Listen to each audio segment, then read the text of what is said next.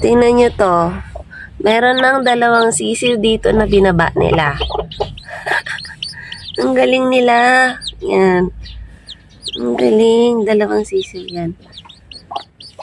Tingnan natin kung may sisiw pa ba. Kasi, ibig sabihin na binaba nila.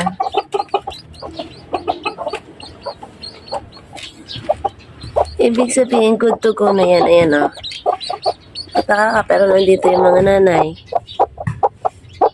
Meron pa ba? Meron pa yun.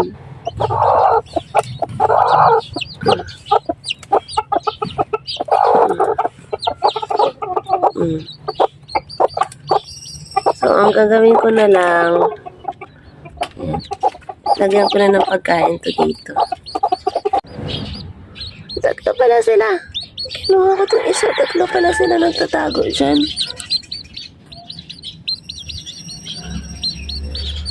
Yan